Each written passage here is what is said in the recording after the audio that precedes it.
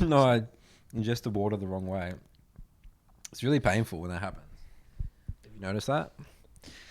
Oh, I got my notes. Cigarette a day keeps the doctor away. I got like 4 lines. I can't even read my writing anyway. All right, Curtis, should we begin? Okay. Wait, I said I was going to have perfect posture for this episode. Did I tell you that? Did you see that comment? Yeah, you did. So you got to call me out if I don't have perfect posture, okay? I'm gonna be in this topic deep, dude. I don't think I can do that. You'll eventually just start sifting down like. No, this. I'm not gonna be able to hold you accountable. Oh yeah, you'll forget. Yeah, Sorry, I'll forget. Okay, my bad. All right, here we go. 5, 4, 3, 2, 1. I thought it's my turn. Oh, is it my turn? I thought it was your turn. Okay. Yeah, it is because I had the Frodo 1-2 episodes again. Welcome, BBCers, to episode number 47 of the Broken by Concept podcast, where all your dreams come true. This is going to be a Curtis rant video. Not really. It's a rant. It's going to be a discussion, but Yeah. you're the one I'm leading the charge. That called me up yesterday saying, Nathan, this is your homework. We got to talk about this. I spent my Sunday. And I had to sit there just writing all my notes for the podcast. I spent my Sunday preparing for this. So we should announce our first thing. Exciting. This is like a thing. We should have like a little rainbow text. Yeah. Exciting announcement. So what we decided to do, originally how this idea came is that I started up what I call a book club. Yep. I got within the Soul too. Within the Soul with my jungle coaching program, because I thought it'd be like a cool idea, you know. So it's awesome. Let's get some reading of some, together. Look at some more community activities, but also looking. I mean, at the end of the day, this podcast and what I do and what you do is about growing, self-development, self-awareness. So I was like, let's start a book club, and then I see you going like, oh, I'll do that as well for my thing, right? And I'm like, I was okay. thinking about it. I don't know if I was, but I was thinking. I said that's a good idea. So then I thought, okay, well, what's the point of Curtis having his own book club and why don't we just join together? Because the thing about BBC as well is that we have. I'm still. Oh my goodness, dude! Ingesting You need to that stop water. the cigarettes, dude. Come on, man. I apologize. Got to tell Nathan to quit smoking. I don't smoke, by the way. I stay hydrated, and that's the consequence. So we don't have everyone here is not a jungle and a mid lane. No, we get a lot of people that are 80 carries. People writing all the time. Supports. So we sort of disconnected. I mean, okay, what percentage would you say of the listeners of BBC? I was going to do a poll on the YouTube, by the way. It would have been interesting. I would say a solid 20, 30% of, probably maybe more. I reckon 30% mid. No, probably 40% mid. Well, no, are we talking mid laners or mid lane academy? No, I'm talking about mid lane, like role. Just mid lane role. Yeah, so but how many do you reckon are in the mid lane academy? Probably like 5% less. I don't know. Probably less. It'd be interesting. I'd want to know that. Because I don't know the numbers for this podcast. Dude. We just put it out every week. We just shove it out there. We don't even look at the analytics and stuff. Anyway, so what we're doing here is we thought we'll join up the book club. We'll get the community together, BBC community. So we've set up a Patreon. Yep. $5 a month, like a Twitch subscription. We're going to read one book. One book a month. One book a month. And we'll have a discussion about it. Or we're going to do a separate video for the book club, for the Patreon. This is going to be uploaded onto the Patreon, where it's just like this, talking about the book at the end of the month. And then we're going to do another call. So we'll probably have to set up a Broken by Concept Discord at some point. Oh, yeah. So we've got a Discord now. Yeah. So we got a special Discord. We'll talk about the book club. So it's like a book club that's run on Discord. Yeah, book club that's run on Discord. But at the end of the month as well, we do a call, scheduled call with the people in the book club to discuss thoughts, findings, share what we thought about the book, things you liked about it, things that you disagreed with. And we'll do this. So there'll be the 2 pieces of things a month that we do for the book club. And then obviously talk about the book throughout the month. So we decided we're going to start with Can't Hurt Me. Yeah, I think Can't Hurt Me is a good one. I mean, look, I think that regardless if you already have read it or you've digested his content, David Goggins. So first of all, it's David Goggins, Can't Hurt Me. Look, he was a massive inspiration for both of us, role model. Amazing story. Amazing story. So we actually did that in my book club for this month because I started Right. it, right? So we sort of got a little edge. Right, you got an edge. I mean, I'm almost finished. I'm going to finish it this week. So Won't hurt to read it I think again it's a good anyway. starting point. Again, this podcast is all about challenging yourself. Well, David he's the next Goggins level. Is the next level. He's the next level of It's pushing. the extreme. Not everyone's going to get to that level, but it's a great sort And of. I spoke about last episode on the podcast, actually, Yeah. how I connected with his story and that experience I had on that treadmill. You're running. The running, yeah. And I totally believe. I was actually reading the start of the book yesterday, and he's, that at the start of the book he talks about how he believes that most people operate is like at 30% of their capacity. Yep. And I totally resonate with that. Like just looking even with my coaching clients and myself, what I thought I was capable of in league, 2 years ago to now, what are you doing, dude? I'm just making sure my posture is just flawless, Curtis. I promised everyone. Okay. So there'll be a link in the description, I believe. We've been but this is sort of just. Well, it's going to be a slow start. We'll have a crack. Yeah. First month. If there's like 3 people there, just There's 3 people. Just us, me, and Nathan, and you guys, 3 people. We was reading books together. Because look, we wanted to do this anyway. Reading books, pushing that message to the community, the importance of understanding different perspectives, getting a different, widening your perspective of the world. I think this is a great way to do it. I mean, selfishly, I also want to make sure I'm reading at least 1 book a month. Holds us accountable as well. Yeah. You've got to read a book a month, man. Yeah. That's a lot of reading. Yeah, 12 books a year, That's great. That's dude. pretty good, isn't it? That's really good. If you can do 12 and then like detail about. We'll do like a detailed discussion and like all and of have my these on the notes. Patreon, it's like a summary, or not a summary, but our thoughts essentially, the main takeaways and stuff of each book. Yeah. That'd be cool. So we think it's a good idea. So if you want to sign up, there'll be a link in the description below. Yep. And join the Discord, and it'll be me, Curtis, and 3 other people. You can be one of those 3 people. All right. So, we should move into the podcast now, Curtis. Okay, so look. So, Curtis, how did this spring about, this little idea of yours? Okay, look, everyone's talking about solo queue and how shocking it is, and The whole people's dodging hot takes. things. Yeah, dodging and blah blah blah. All Someone on Reddit today said, here we go. Can Riot just do anything else right now? But because the whole discussion is all about this whole dodging thing. Do anything else so we can just stop talking about this? People are getting sick of it and stuff. So we're going to hit onto it again. Look, we're not going to be talking about that today. We're not going to be talking about the solo queue thing. I'm just saying this is where it kind of stemmed from. I think we're going to do another episode in the future potentially about this. I think that the whole... Look, a lot of people will ask me my thoughts on the whole solo queue situation. I'm going to really, really think about this in depth because I think it's an incredibly complex problem with a simple solution. I do have a proposed solution, but I'm going to talk about this another time. But where this, this train of thought... I want to really talk about, I was thinking to myself, how can we understand and be a little more empathic and sympathize with the average solo queue player and their experiences, their behavior, understanding their behavior. And, I just went down this rabbit hole. Now today, what I want to call, I've got a few notes here. I want this one to be about understanding solo queue behavior, right from the beginning. Why we see people act the way they do, why do people have the experiences that they do, and really trying to deep dive into this. So we want to kick it off. So what we're going to do, I'm just going to go through things and you just chime in whenever you feel need to. So my initial thought right there, Curtis, is the nature of the MOBA.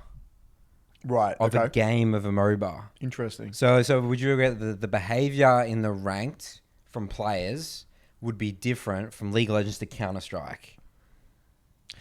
That's correct. That's correct. And that's because the snowbally nature of League of Legends, like you can come back, let's say Counter-Strike, you can come back from a massive deficit, right? Well, there's a refresh button in a way. So like the eco. You can have an eco round and then you get your eco economy round and then you get your gold back and then you can have your items again or your guns. But in League, there is no eco round. It's like you're in the shit, you make that mistake at 1 minute and then it's going to affect you at 10 minutes and there are 20 minutes. The eco round's at 1 minute 30 seconds. That's right. So there's a different aspect of a MOBA game of being stuck, playing with for other people. Or you're limited to the amount of impact you can, as an individual, can have on the game. That's true as well. That also varies from game to That game. varies game to game.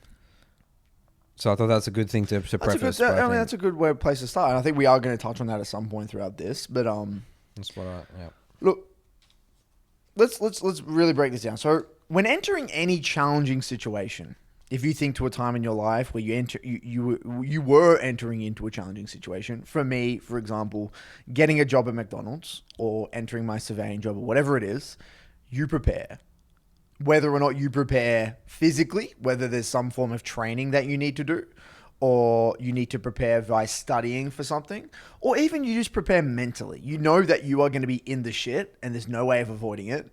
You know, I'm going to be slaving away over this grill, getting my hands burnt all the time, oil spat all over my hands, in the dishwasher thing, spraying hot water, boiling water all over me, whatever. This is going to happen. It's so accurate.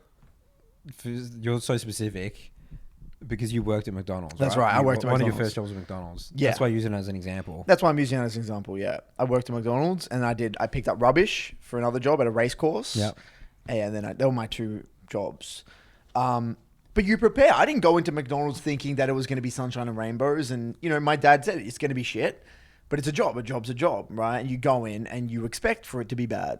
And the reason I'm bringing this up is because before you even get into the door, you know, I have a rough idea what's going to happen. And what does this allow us to do? This allows us to manage our expectations. So I'm not coming in, I'm actually not even coming in neutral state. I'm coming in expecting the worst. Like I already think it's going to be terrible. And then if it's not that bad, which eventually it's like, okay, this is not as bad as I thought it would be. That's a bonus. But I'm already preparing myself mentally. So I've managed my expectations. Now in League, we literally do the exact opposite. We not only don't know what we're getting ourselves into, we think League or the solo queue experience is going to be something that it isn't. And this is through no fault of their own. So whose fault's that, Curtis? So you're saying that people's expectation when they hit the queue up for the ranked button, their expectation is off. And who told them? Who set the expectation? Is some of the expectation is? Oh, this is such an interesting one. Is it like theoretically you're playing a game, you're meant to have fun. Okay, that's one of the expectations. Yeah. Whether that's a cultural expectation, every game is meant to be quote unquote fun from the beginning. I would say obviously Riot have not made it clear what the solo queue experience is like from the beginning. Now, you know, there's a whole bunch of reasons that mainly financial, which we'll probably touch on later on. But, okay, think about the first time you went into the ranked solo queue. We're talking day dot, like level 30, you know, you played a few norms. And I would say, don't think about just the solo queue codes. I'd say just playing the game, even when you start playing the game in general. I think that it's also the same as normal games. Point in reference, my family friend of mine, he's in his 50s. Okay. And he started playing League because he sort of just was following what I was doing. Right. And when I first, spoke to him, he's like, people just flame me. Well, he didn't use those words, right? It's just like, it's like a super negative experience. And he had to learn that himself. He was like surprised by that. Maybe he was but he didn't understand the extent that they'll go to flame and stuff like that. And, people would just if you're new to the game, especially, he's not a gamer himself, he just got torn apart, right? Right. Okay. So why is not explained? I didn't even really explain that to him. No. Because again, I was just like, oh, that's just like, that's part of But it's crazy. Someone coming new with a fresh perspective that was shocked by that. In a way, you could say that because, Nathan, we've played games for a very long time. We've played games, or for me anyway, I don't know how long we're super accustomed to it. We're super accustomed to gaming culture. Yeah. In a really like effed up way, gaming culture can be pretty toxic. But it's pretty accepted, isn't it? It's widely accepted that if you go online, you're going to get abused at some point. Yeah. Some guy's going to get angry. But it's a meme to a certain point. It's like, some guy in COD on the microphone, just going off at you. The COD lobbies. The COD lobbies, right? So, look, I think you're spot on, Nathan. I think there's an element of us maybe being desensitized. Oh, 100%. I am beyond. I'm so desensitized now. Nothing surprises you. No, nothing. It's impossible to surprise you from League solo queue. Right. Well, I think you brought up a good point before saying I think the MOBA experience for a lot of people is not what they expected it to be. To be honest, I had no expectations. I had no idea when I started playing MOBAs as well. But yeah. But I think now, Nathan, it is a lot more toxic than it used to be. Yeah, that's because right. back then, for example, when in season one, season two, I didn't have a problem with it. Yeah, actually. I never had a problem with toxicity back then. It was no different to what I was doing in World of Warcraft and stuff.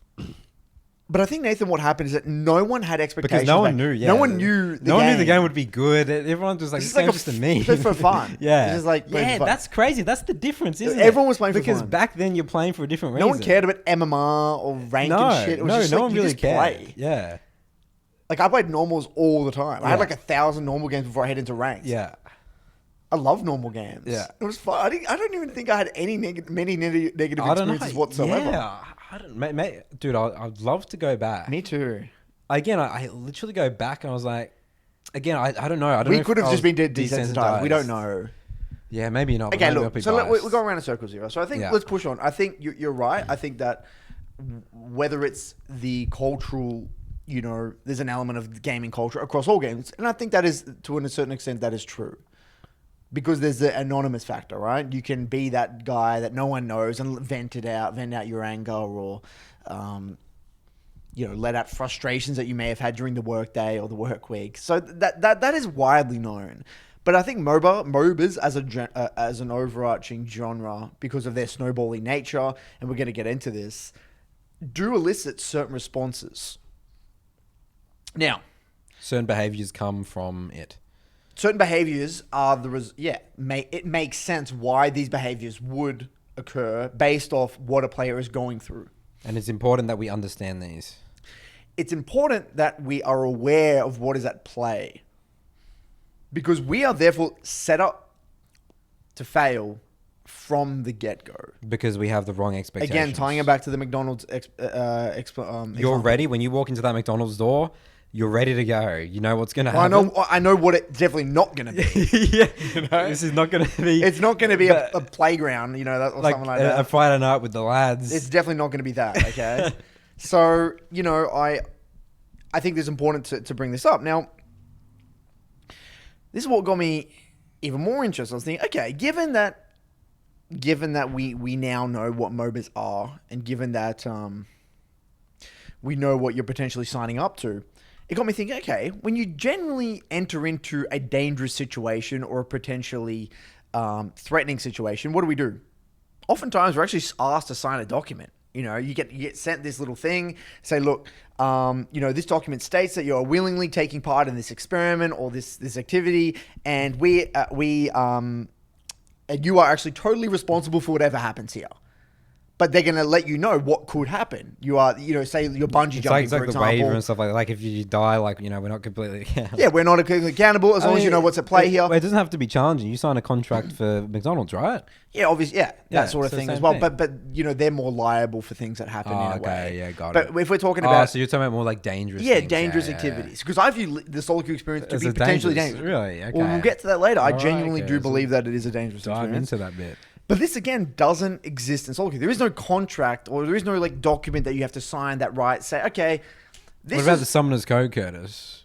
Nathan, that's a joke. Yeah. I don't even know what the Summoner's Code is. It's the Summoner's Code. It's the tribunal back in the day. You had to make sure. But come on, Nathan. They don't. I mean, look, I don't want to quote what is in there. Yeah. But it's not actively pushed. Yeah. It's not like something that is like... Well, yeah. I mean, at the end of the day, the Summoner Code's there, and we still have these solo queue behaviors. Obviously, it's not. Something's not working. Yeah. Right. Yeah. So if such a document would exist, I've got some ideas of what could be on it. So we're going to come up here in this episode with a contract, a potential contract or a document that you would have to sign or could potentially sign in order to, again, in aim to manage the expectations that you would go in or enter into a solo queue game, which would create a more positive experience for yourself. Which would look, I wouldn't say necessarily create a more positive experience. I mean, it could be potentially, but at least decrease the likelihood of incredibly toxic behavior. Okay. Because look, it's something I haven't thought about, but you remember when Jono, we refer to Jono a lot, back to that episode with Jono, and one of the things that he really that opened up my mind. I remember he said to me something like this. He said, Curtis, and he sent me a book about this after, and I read about it. He said how feelings are just a sign. Behaviors and feelings are signs that something is not right. There's always a reason or a cause. Something else is going on that brings about X feeling or X behavior. So generally it works that there is something not right, which brings about a feeling, and that feeling and acting upon that feeling will lead to a certain behavior. So the way I processed this, Nathan, was, okay, given that there is this behavior, this has to be the result of a feeling, whether that is frustration, whether that is tilt, whether that's anger, and that feeling has to have come from somewhere, whether it's an invisible narrative, where it's some expectation, not managing expectations, whether it's a disagreement with the way you view something. Something is not right. Something is not balanced. Something is not synced up here. So the contract in my mind was a way to sync up expectations with reality and ensure that we go right to the core and we align them so these sorts of feelings don't even they don't come about. Or if they do come about, you understand the context of it. So if you do act out in a certain way, you at least understand why you are acting out in that way and why it's actually incorrect. Because the most toxic thing, Nathan, is if someone were to act a certain way and then actually justify their actions in their mind because they don't actually understand the variables at play. So if I was to, going back to I love the McDonald's example, Curtis. Right. This is excellent. I never worked at McDonald's, so you did. Yeah. When you getting lots of orders, Yep. you're getting overwhelmed. Yep. You're probably, what sort of feelings were you feeling? Stress, anxious, Yeah. Annoyed, very annoyed. I was really just like flustered. Yeah, I'd say they're the main ones. We're hearing a lot of things similar to potentially solo queue here, Curtis, aren't we? But the difference, you think, is that you probably knew this, especially after a couple of times. You're like, okay, this is how it's going to be, but you still just did your job, didn't you? Yeah, you still do it. There's Yeah. a job's a job. You got to do it. You didn't just you just didn't just leave the place, right? Or No. just give up and No. just let someone else do it. No. Or you. But the great thing about it is that you can then prepare. There's things you can do to make that event easier, which ties into the solo queue toolkit. Fascinating. But so what I would do is I would stock up extra things. I would Yeah. do cheat little things. I would have like extra stuff there on the side that I didn't have to go back to the thing and do it. Or I would over prepare certain products, knowing that at this time it's going to be busy. Like there was things that I could do to prepare myself to make whatever event was coming easier for me, or I could deal with it in my own way, which is fascinating.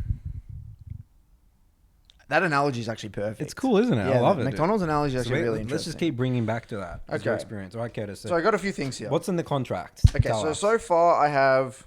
So think of it like a legal, this is a lawyer contract. Yeah, and it says, are you willing to accept the following? I hereby witness Accept- you got to sign. Yeah. This is number one. So one dot and then you A, B, C, D, right? So what do you So I said one do? here. You Right. will be... You will be responsible for losing the game for 4 other players, which will cause frustration and anger from other players. I've done that in so many of my reviews this year. It's unbelievable. I reckon probably of my I think I got like 300 games on my main account, Nathan Mott. Is it 300 games? Maybe I'm Probably up to more. 400. I think I'm talking about Yeah. 400 games. I reckon I've probably solo lost, and this is not just me being like Trying to put yourself down or anything. yeah, no, it's like legitimately like yeah. a crab fight or something like Yep. that, or like Like you a know, really poor decision that just Yeah. got your team screwed. Yeah. Yep. I would say at least 10% of those games, 40 games, 40 games. You just straight up lost the game for your team. 100%. It's inevitable. At any rank, at any level of play, it's inevitable. Okay?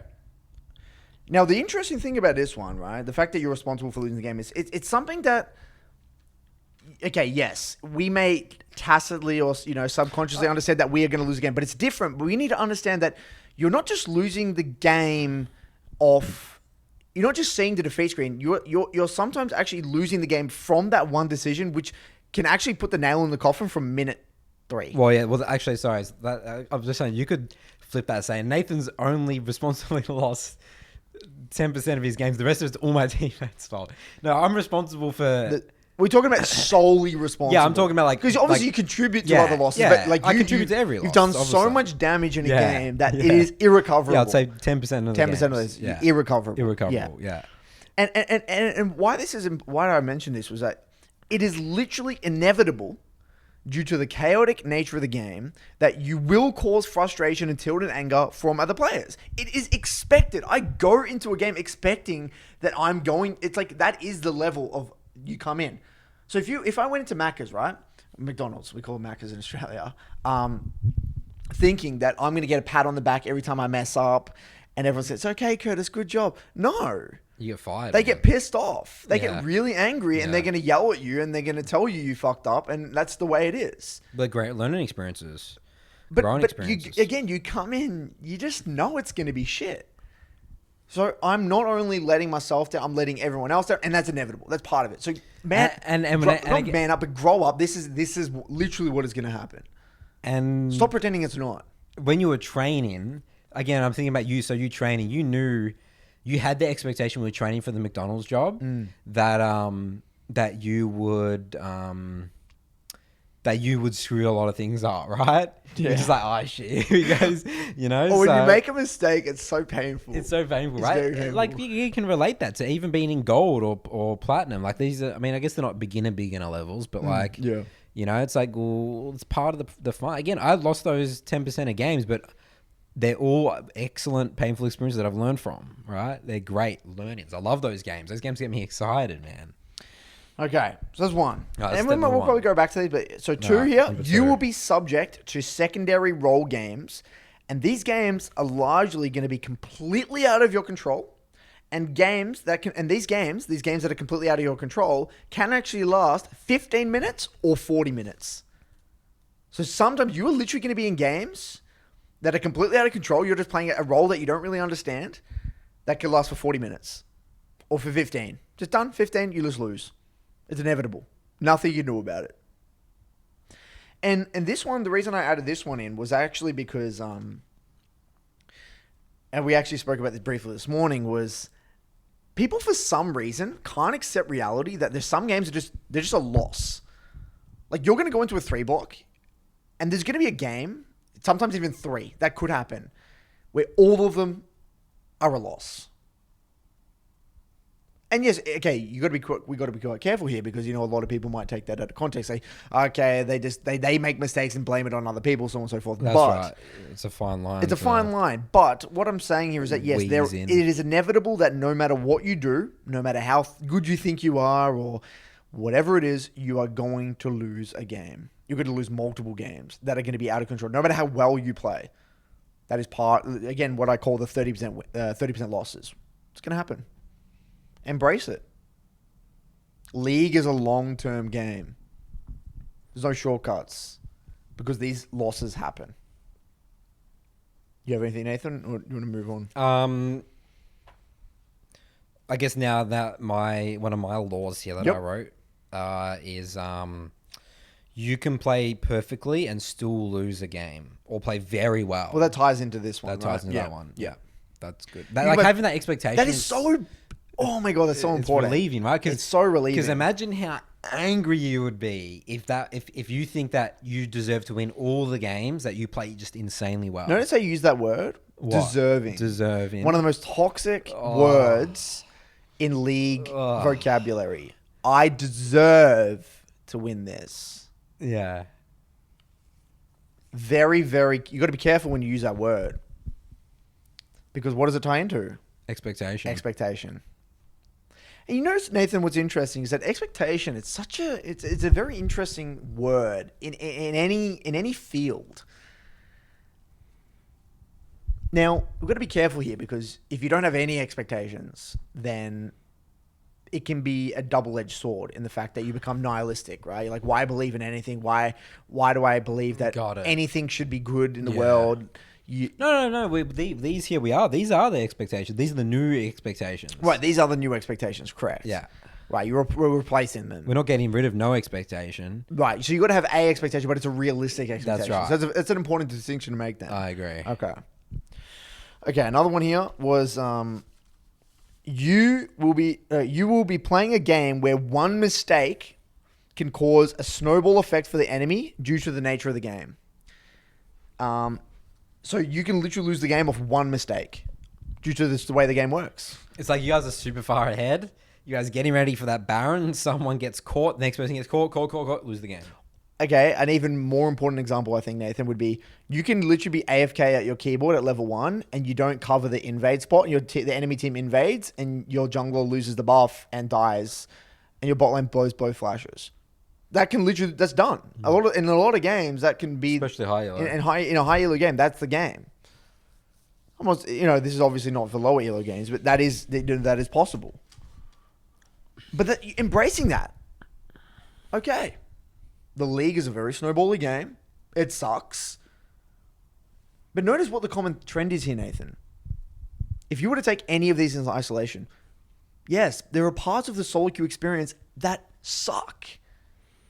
Embrace the suck. That's the game. You can't get all of the benefits with no negatives. Otherwise, it's all we wouldn't play the game. The game no one would play the game. It's That's not right. challenging enough. It's not challenging. In a weird effed up way. Yeah. This is what makes League a fun game. That's right. And that's what makes the rank very rewarding. It's like, wow, I put in my blood, sweat, and tears to get this rank. I know what I've been through.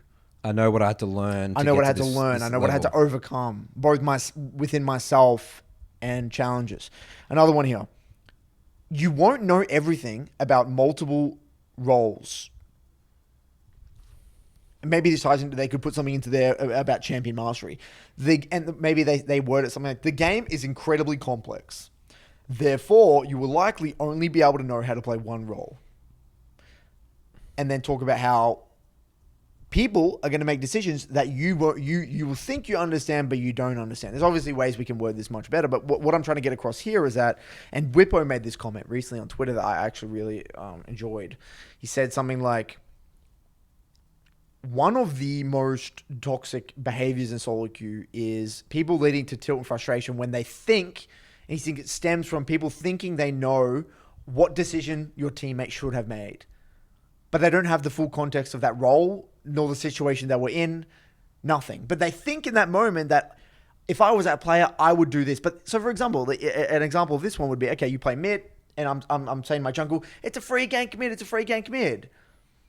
But little do I understand that the jungler, he might be sitting on a lot of gold, or he has to clear his camps, otherwise he's going to get invaded here. Or if he shows on mid here with 2,000 gold, he might lose Rift Herald for it, and then he loses top tower, and then, or mid might not even just be the win condition at that point in time. Exactly. So a mid laner doesn't have the knowledge in order to understand that or the situation. Context of the game. Or the context of the game. Yeah.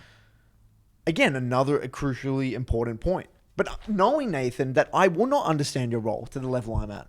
And that's okay. Embrace that. Okay, I'm gonna suggest that there are plays that you should make, but at the end of the day, I'm gonna give you information and then you can make of it as you will. Same thing. And the last one I had here was, you will be playing with both young and old players. You could be playing with a 15-year-old, a 14-year-old, a 13-year-old, and then with also a 35, 40-year-old, 50-year-old. Possible.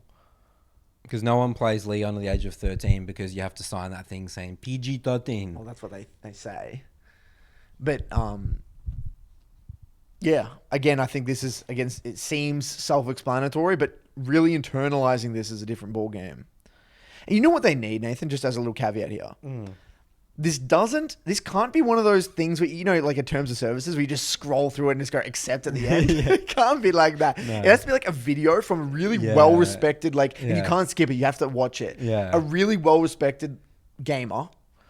No. What it is? No.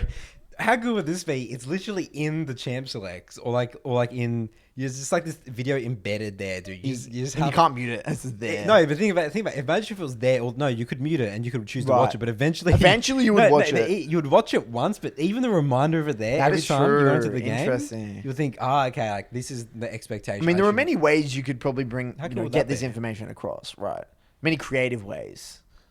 It's like you pick your champion and then the middle screen, it just has that video there. Yeah. Remember the video and the video comes up or something. Or like you're in loading screen and it just starts playing. Yeah. I don't know. There's probably many ways you could do it. Is that all? That's all I have for now. So I guess maybe these are more like rules or whatever. Right. But the other one, just for me personally, like, don't expect to win a game when you're playing a champion that you like haven't spent a lot of time. You know when you get into that much to pick for comp? Right. Oh, man. Right, yeah, I know what you mean. Or is that like a rule? That's not really an expect. Is that? Well, basically, the statement there starts with "don't expect to." Like I could put that for many things. It's like in a lot of my jungle clients, it's like, okay, jungle obviously starts X side. They don't look at it. They don't ping it. They don't even know it's happened. Well, don't expect to win the game if you're messing up a basic thing like this. Right. You know what I mean? Look, at the end of the day, Nathan, what this all stems to, if we break all these little rules down, and a lot of what I've mentioned as well, is it is really properly internalizing the snowballing nature of the game. That's all it is. And I think a more succinct way of putting that, Nathan, is because the game is inherently snowbally, it's not just about mistakes. It's about opportunities missed. Yeah. So one opportunity missed, Yeah. again, can conversely be all it takes to lose a game. Yeah. Many reviews is opportunities missed. So look, we could probably sit here for hours breaking this down, and I would love to hear from the community. The question is, what should be in the, what do we call it, the solo queue expectation list? The solo queue expectation contract. Agreement. What would be in that? What would be in that? What should be in this? In order for you to manage your expectations and understand what you were getting yourself into. Is understanding that there's only so much in your control. I guess that's sort of come into that. It's like there's a lot that's out of your control in a league. I swear, if you could do a really, really well done video where it says how this is like chess, and you show an example, or what you could do is show how one move at level 1 leads to a thing at level 5, and how this thing at level 5 leads to a thing at 8 minutes, or like whatever it is. You could easily show this super simplified. Boom, you take this trade, which means they get pressure on the lane, which means the jungle gets double scuttle. They get double scuttle, means your jungle's down 2 levels. Now there's a skirmish at 10 minutes. He has less items. Boom, you lose a skirmish. Like, it's so simple. But that message that you're pushing across will get you thinking in a way that, holy moly, this game is actually really hard. This is much harder than I thought it would be if I want to thrive in this environment. Now, you know how we talk a lot about thriving in a chaotic environment. That's one of the big themes of this podcast, right? That now we believe League is inherently chaos. One of my Midland Academy principles. I'm assuming it's one of yours as well. League Embrace the chaotic nature of solo queue. That's it. Embrace the chaotic nature of solo queue. Now, we know this. We know League is inherently chaotic. But I believe, Nathan, a lot of people don't. Yeah, they will hear a sentence like that, and it just goes in one out. Yeah, that's true. In one ear, out the other. Because there's lots of content that's perfect, like League of Legends, like gameplay, like all the knowledge. Because you know that's part of the reason, Curtis, why the communities is the game. Like I think I'm going to stand by this statement. The game has gotten more toxic the years go on. Yes, because there is more knowledge, right? And everyone thinks they know everything. Everything's they know, and that's the toxic thing. Yeah, that they know something. Because in season 2, no one knew what they were doing. So that's why I think everyone was just doing random. Like, okay, if someone did a random build, you'd be like, oh, I wonder if that works. So it's the placebo. It's the thing. It's the fact that knowledge is there. And it's like, again, it's blissful ignorance at the end of the day, right? That's what it was going in the beginning seasons. Yeah. It's like, we don't know what we don't know. No. And let's just play and figure it out slowly. Yeah. But now it's like, there's all this information. So you have these expectations, what you should know. But even then, you're not even going to begin to understand this unless you execute upon that. That's right. It means nothing. What I was going to say was, okay, I read a lot about military when I was going through my reading spree in 2017, 2018. Well, Curtis is going to start again with the book club. Starting again. 12 books a year. And there was a book called, there was one called War Fighting, and there was another one called Intelligence, I believe they were both by the US Marine Corps. And there was a section, and I think they talk about the different types of warfare. And in the past, the US, or this was actually way earlier, and this ties into Sun Tzu and stuff like that. In the past, it was whoever had the more men won the fight. So it would be 1,000 people rock up to this fight. They'll go on the battlefield, and 1,000 people rock up on the other side. And if they had 1,200, they would just win, right? Yeah. It's just like, and then military strategy slowly evolved, And then, we came to things where, Sun Tzu talks about there was always with ways. He talks about how to manipulate the ground, shape your environment, things like that. And then there was a new form of warfare called guerrilla warfare, and in the Vietnam War, that was a very effective. They were significantly outnumbered, but they understood their environment. Yeah. And why I'm bringing this up is that I think that even we see this in real life scenarios in history, not even that long ago, we are stuck in tradition, and we always thought that the more manpower, the more this, the better. But no, the Vietnamese War, I think the Vietnam War actually changed a lot for military, and I think that would have gave a massive shock to the US. And I think that it's a perfect example of how something that they probably thought war was chaotic, but they didn't really think it was chaotic as it was in a way, and that.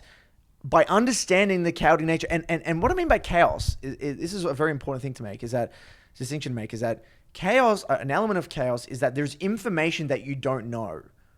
There's information, there's fog of war. Fog of war exists in military, and it exists in League of Legends. There's information that you're literally missing. I don't have all of the information. It's not like chess in a way.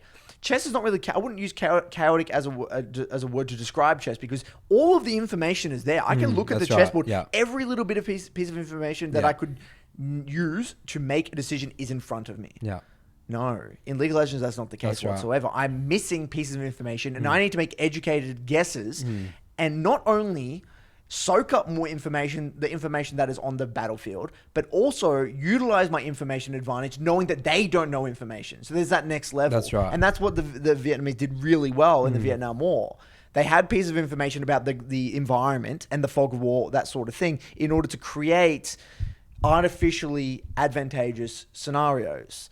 Now, this concept of chaos and not having all pieces of information, and the game being inherently chaotic due to the snowballing nature, how many trades are happening in such a short period of time, how fast-paced the game is, how much information everyone is missing, how matchups, there's too many champions of the game, so not everyone is knowing how matchups actually work.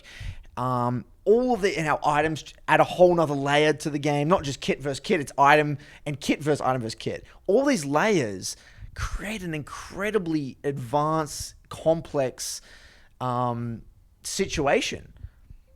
Now, the most important thing, Nathan, when heading into League of Legends, is embracing this and understanding that this is how League of Legends works. So in order to actually understand all this rubbish on this piece of paper right now, you actually have to internalize and register and accept that the game is chaotic. But I don't think a lot of people have truly understood that. Because if you truly understood that, your mindset would go from okay, your teammate died, that makes sense. Shit happens. Of course someone's going to die. Of course that guy's going to get caught out. It's inevitable that your jungler's going to get caught out and give double buffs, or it's inevitable that this is going to happen. That's part of the experience. They don't have all the information. They can't see what I see.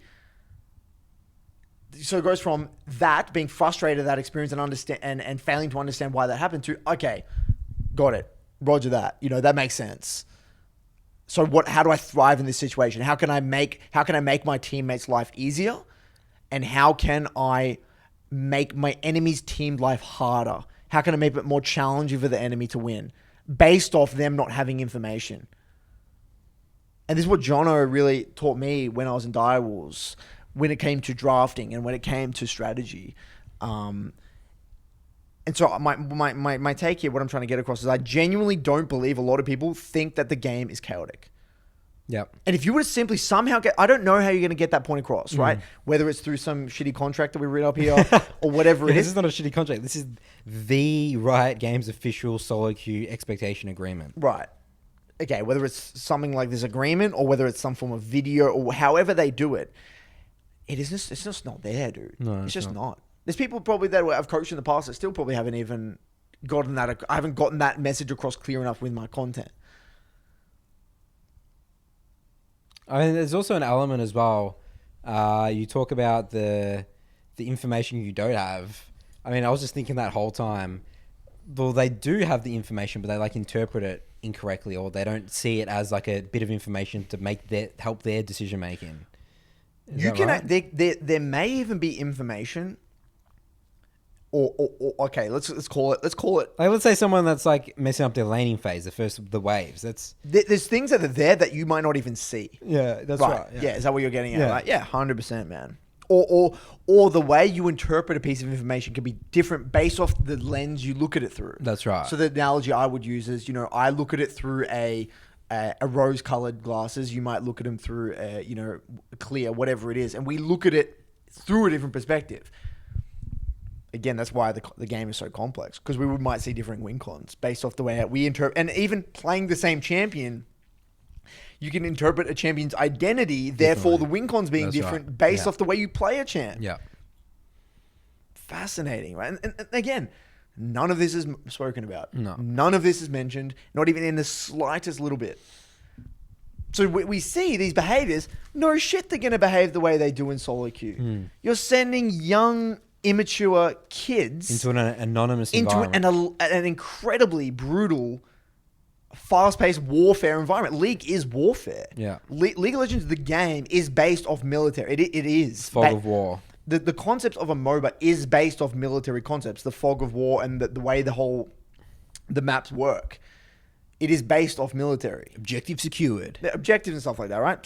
So I'm going off track here, Curtis, Okay. completely.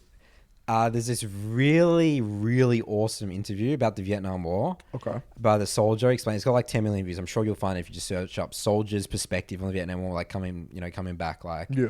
And he was saying, psychologically, it just I was so fascinating. It fucked them up so much because they didn't know who they were fighting.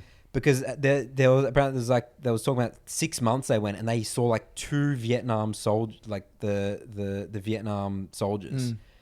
And people were just dying randomly, like the traps and the it's messed up, sniper, dude. and they were there, and then they were just like question, like, why am I here? Why like, am I here? It's not because going back to expectations, he said that when he came to Vietnam, he was he thought that they'll be the US people will be celebrated, like, yes, come to save us, but the people were very hostile towards the US soldiers because the US soldiers started getting they started, I think so. I can't remember the interview about, they started getting frustrated that they were just like hurting like civilians and stuff like that, right? Because they didn't know who the enemy was. Yeah. They were so confused. Right.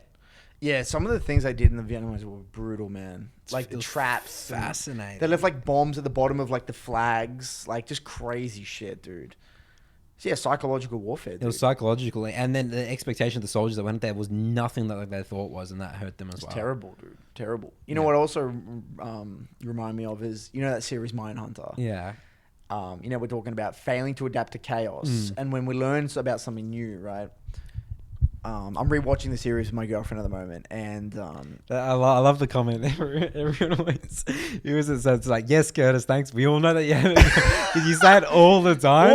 What do I say there? No, it's just funny. I said the comment. Yeah. I was using Discord or the YouTube comment. Yeah. Someone's like, Curtis is flexing with his girlfriend again. So every time you say it, I'm like, oh, Curtis's weekly girlfriend flex. All right, leave me alone, guys. Come on. You could just say I'm just watching this, Okay. All right. Well, okay. I'll leave that important piece of information. If I've already seen it, why would I rewatch it again? Just okay. I'd seen it once, so I'm watching it again. Yeah. And look, I don't want to spoil it, but essentially, it talks about the beginning of understanding serial killers. They didn't understand the psychology of them, right? And so the FBI at the time, they had a very rigid way of viewing psychology. It was very... murders. I mean... Murders and murderers and everything. But what would the word be? It was very... what's the opposite of sophisticated? Not sophisticated. Okay, Mr. Thesaurus. Something like that, right? So anyway, it was very like low quality. And as they were applying these techniques in the field, they realized they just weren't effective. Because they're realizing, wait, I followed this by the book. I followed exactly what the FBI would tell me to do in this situation, and it just didn't work. It was not effective. Okay? And so what they found through experience, that the environment... And through studying real people and getting into the serial details, that it was a killers. lot more complex and chaotic than they initially thought. A perfect example is, the end of this is such a spoiler all over. Don't do it then. No, it's important, isn't it? If it's a big spoiler, no, don't do it. Are you serious? Yes, I'm dead serious. You shouldn't spoil it. It's a great series. Fine then. My point, what I was getting across, Nathan, was I was getting across how they failed to. Yeah. They had like a rigid set of a rigid way of viewing these experiences, and it was only through executing upon them and they realized this just isn't working. And a part of me thinks, Nathan, based off what people are doing, it's just not working, is it? So if you get it's like the input is going to this game with this mentality or thinking the game is what it is, and the output we are getting is losses, and we're getting this toxic behavior. That is the output. So that says to me that the input is wrong. Just like they were inputting, the input was these very rigid ways of dealing with these psychological situations, and they were getting no output. They weren't understanding their client. They weren't understanding the victim or whatever it was. The subject. So I just found that interesting as well. As a little side note. Anyway, anything to add to that? No, are we happy with our official agreement? The solid expectations? Yeah, and look, I think what we can do is we can we'll get some feedback from the community. And what should be in it? And what could Imagine be if we could get like a BBC draft up, like the solo queue expectations, and then everyone signs it. Yeah. Yeah, for sure.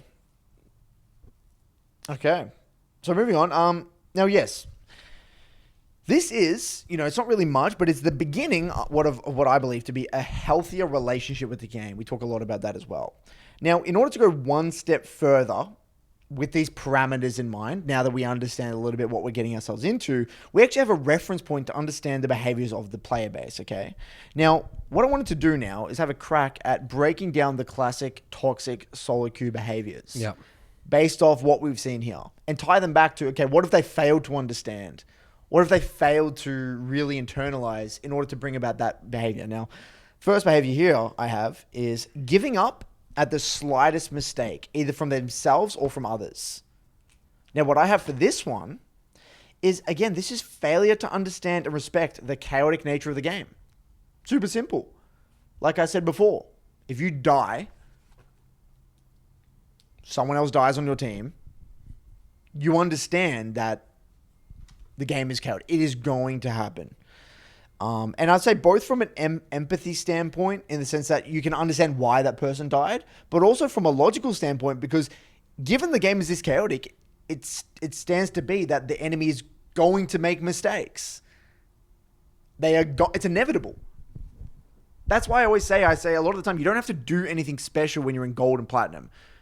The reason being is that at that level of play, a lot of mistakes are made. Called the loser's game, like tennis. The loser's game, but also more so, not even the fact that, yes, tennis is a great example, but even more so than that, because not only are they not good at the game yet, or they don't have the basics, they haven't got their fundamentals refined yet, but the game is already inherently chaotic. So even no matter what level of play, whether you're a challenger or whether you're at gold, mistakes or these openings are going to happen. Yep. So I would say that's one element of why people, they give up. They don't understand it. I'll say that's one reason. But the flip side to this is that they're over-indexing on the fact that the game is very snowbally. So that's another. That's true as well. Yeah, they're like, holy shit, I've made this mistake. Because this guy theoretically, and this is one of the mental blocks that I had, is theoretically that person can close out the game cleanly with that lead, but that's never the case, right? Yes, it's like Cassidy gets like first blood solo kill. Yes, theoretically he can. But that's not true. Like, you got to keep trying. Well, you understand that, yes, that is a significant lead. Yeah. But it might mean that you have to do something creative in order to get back into the game. You know what? Maybe you don't as well. Or maybe you don't. You just still keep playing. That's what I found as well. What's interesting is you gotta accept it, but not hold on to it. Yeah. In a way. Yeah. It's very tricky. So you think that's one negative solo queue behavior? Yep. I got another one here is just straight up flaming other players. So blaming people for their mistakes? Blaming people for flaming, I mean like literally just raging. Raging them. Like just saying toxic stuff, yeah. Right? Again, ties into unrealistic expectations. Through to not understand the chaotic nature of the game, or again, not understanding, you're not realizing that you're not going to understand every other role and the situation that they're in. Perfect example is this, okay? Very, very common situation. a bot lane can literally be lost from who leashes. Okay? So let me explain. In bot lane, I had to deal with this all the time when I was in scrims and direwolves. Is my bot lane was like, Curtis, we lost this lane at 1 minute 20. Because we had to leash. But what that means as they're spawning. Yeah. Because we had to leash. And because bot lane is an incredibly snowbally lane, right? What happens at level 1 will dictate your level 2 first. They get level 2 first, which means they get full control of the lane, which means they can either build away the tempo reset, they get an item advantage, bounce the wave back. Yeah. They're in an incredibly good position. Yeah, I'll have to end reviews for my clients because they let their bot lane leash. So what I'm saying here is that if you don't understand how the bot lane works, which you're not going to... I'm a coach and I still don't understand things about bot lane. Yeah. How can I expect to flame another lane for losing? I don't know shit. I don't know what happened. I wasn't watching their lane. I'm playing my own lane. Okay. You just see their score at the end, like, report thing for inting. Inting. Or, that word inting. All right. Inting means intentionally feeding. It's such a passive aggressive. No, well, way, I mean, at the end of the day, inting is lost context, right? Yeah, it doesn't actually mean what it does. Right? It basically means dying. You have a high death score, right? And then not understanding, and I said the other reason for potential flaming is not understanding solo queue and how the game works from like a draft standpoint. Something maybe we would have to put into the solo queue agreement. Where if you're in the draft, I say this all the time, if you're in the draft and you're last pick, you've got final pick in the draft, and you can see the entire comp, and one of your lanes inevitably had to blind pick, right? Yeah. You can't expect them to win their lane. That's the way the draft works. Super simple. Yeah. And if you don't win your lane based off with your counter pick, again, this is more of a high elo thing, isn't it? It is another high elo thing, but it is worth mentioning. Okay, so that's all I have for now. Again, the classic toxic behaviors in solo queue. There's only 2. I mean, yeah, because a lot of them kind of tie back. Yeah, don't they? They tie back into what else is there? I mean, AFKing still ties into the same thing. Invisible narratives, I guess. Yeah. No, but that's not a behavior. It's not a behavior, is it? It's not. It's like a mindset or a. So you're talking about outputs, like I'm talking about the output, like the way chat. You play. Okay, the way you play, maybe not playing with low intensity. The thing with playing the low intensity gameplay could be not understanding people like the alt tabbing during the game and stuff like that. That's like effective for everyone, but people can't see that though. Well, I would say that's a result of not understanding how snowbally the game is. Or how much you need to focus to win a game. Or the power of missing one opportunity. If you miss one opportunity, that can be it. You get that one window, you got to take it. Yeah. Any other behaviors that spring to mind for you? I feel like there's a million. I can't think of any though, dude. Dude, I've tried as well. I couldn't think of them. I have champion mastery written down here. It's not a behavior. I'm okay. A behavior as a result of low champion mastery. What would that be? Behavior as a result of low champion mastery. Again, maybe this is something we need to explore deeper, but like most of the behaviors that I saw kind of summed up into these two things. But okay. So far, Nathan, would you agree that if somehow, right, we're able to get what we've covered so far across in a very succinct way, like am I in Fairyland thinking that this would significantly reduce, or is this too theoretical? Like, am I just hoping that this would cover or solve problems for a broken system, or a system that the majority of people aren't capable to or aren't prepared to thrive within? Because if you think about it, Nathan, what else in life prepares you for this? School is not chaotic at all. This is a good point. What else in life prepares you for a game like League of Legends? Well, that's what I sort of was getting at last podcast, wasn't I? The whole boys versus men thing. You know, we're not prepared for it. We're not prepared for it. The way society is structured now and how we're raised. Yeah. There is no chaos, is there? I mean, and again, we weren't prepared for the whole social media wave. We don't understand the negative influences until recently. Like, you have that social dilemma on Netflix and stuff like that, right? Well, this kind of leads me to a point, Nathan. It's kind of power on a little bit more. But for the McDonald's job, Curtis, you were prepared. But again, McDonald's is nowhere near as chaotic as League. I mean, all those orders coming in, Curtis. Yeah, but yes, it is quite intensive, but it's not chaotic. Do you think it's like because I have all the information in a way? Yeah. I mean, I don't really know what burgers are going to get ordered, but like, you kind of know when it's going to be busy. You have a pretty good idea. That's true. Lunch service and stuff like that. So overall, look, the main reason I'm bringing this up is I feel like this is a failure from Riot to grow the awareness of the realities of the solo queue experience. Riot failed here. Yeah, I agree. Right? And if we were to better manage our expectations and understand why the chaos is inevitable, we can prepare ourselves with our own toolkits. We can develop our own little systems, our own little ways of viewing the world to better deal with this. Whether your little toolkit is, What's your toolkit, Curtis? I mean, I just take inspiration from people like David Goggins. Yeah. These people that have had much harder, or Jono, like being a little bit more empathic. And my toolkit, actually, I'll be honest with you, is actually understanding the psychology. What I'm doing right now, this is my toolkit. That's my toolkit as well. It's like, I understand why they would feel the way they do. I've been there before, dude. I understand it. Yeah. I don't expect someone to act otherwise because they don't understand this or they haven't thought about it. So in a way, that's a toolkit, isn't it? Yeah, it is. It's so funny, actually. I had this example. As this guy said to me, so I started off a game really bad, right? And there was there's this player with like a name, it's like a Chinese name, right? Right. And this guy said, again, you don't know if he's Chinese or not, but this guy assumed he was. It's like, he was like the guy started FF8. He was just flaming me the whole game, right? And then this guy said to me, he said, man, like, and then we won the game, right? Like I started playing really well. And then he's like, man, props to you for still trying. Like, you're awesome, dude. Thanks for, still trying. I mean, I wouldn't have been able to do that. And then I said, it's all part of the solo queue experience.